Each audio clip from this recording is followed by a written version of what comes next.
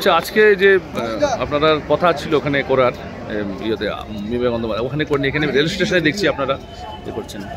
नमस्कार।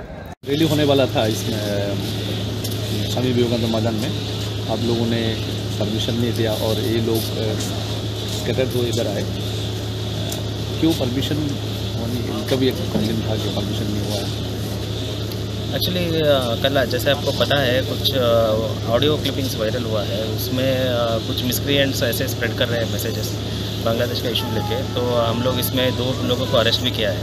तो इसलिए माहौल बिगड़ना नहीं चाहिए, इसलिए हम किसी को भी अभी परमिशन नहीं दे रहे हैं। इसी वजह से अभी जो दलाई से जो टीम आया हम लोगों ने उनको समझा के वापस भेजा है। और भी मैं सभी को बोलना चाहता हूँ, अभी हम लोग कोई भी परमिशन नहीं देंगे और अभी सिचुएशन हम लोग देख रहे हैं, अभी कंट्रोल में है। और जो भी ऐसा रॉन्ग मैसेजेस देते हैं, ऑडियो क्लिपिंग्स दे रहे हैं, उनसे ऊपर स्ट्रिक्ट लीगल कार्रवाई चल रहा है। अभी 2 लोग अरेस्ट हो गए और भी अरेस्ट करने के लिए हमारा टीम ऑलरेडी। अभी कोई भी परमिशन नहीं दिया जाएगा जो अभी रैली के लिए कोई परमिशन नहीं। अभी आपका जो जुरिडिक्शन है वो बॉर्डर भी पड़ता है राजधानी सिटी, बांग्लादेश का हालत बहुत ही ख़राब है, आप जानते हैं। तो क्या आपके नज़र में क्या क्या प्रिकॉशन आपने ले रखा है? हमारा नज़र में अभी हम लोग कंटिन्यूसली BSF से बात किया है।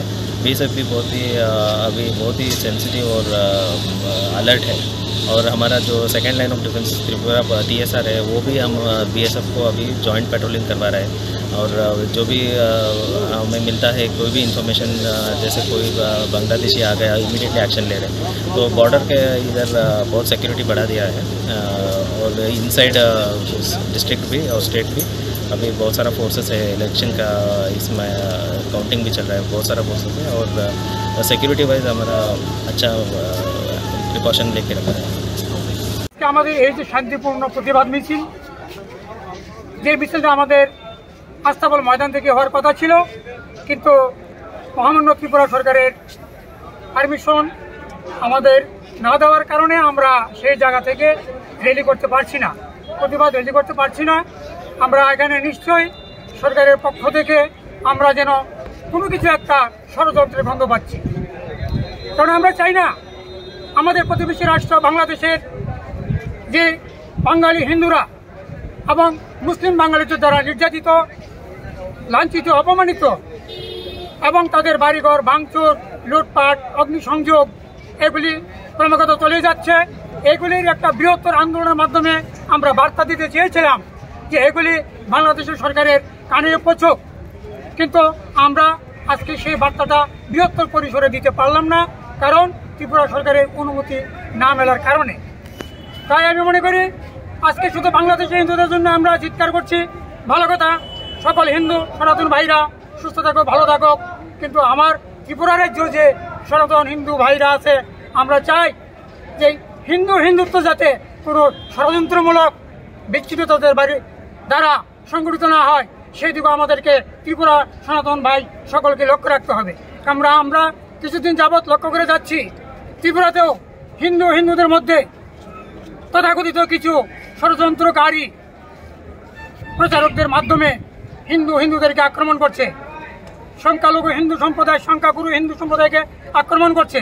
তো আমাদের যদি স্থায়িত্বই ঠিক না থাকে, ত্রিপুরাতে যদি আমরা হিন্দুরা অস্তিত্ব বজায় রাখতে না পারি, তাহলে বৃহত্তর পরিসরে প্রতিবেশী বাংলাদেশের জন্য এবং অন্য কোনো দেশে হিন্দুরা আক্রান্ত হলে কিভাবে আমরা প্রতিবাদ করব।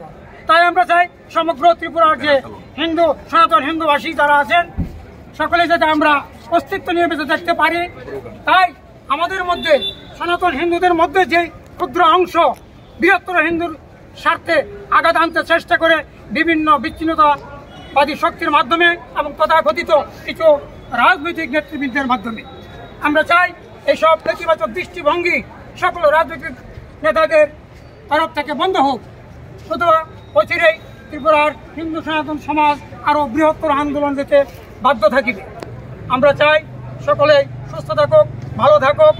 এই বলে আমি আমার আজকের এই প্রতিবাদ মিছিল যেটা হওয়ার কথা ছিল, তার পরিবর্তে আমরা বাদারঘাট রেল স্টেশনে ক্ষুদ্র পরিসরে যে শান্তিপূর্ণ মিছিল বা অনুষ্ঠানটি সংগঠিত করেছি, সেখান থেকে আমাদের এই বার্তা সারা ত্রিপুরায় পৌঁছবে আমি আশা রাখি। এই বলে সকলকে ধন্যবাদ জানিয়ে আমি আমার বক্তব্য এখানে শেষ করলাম।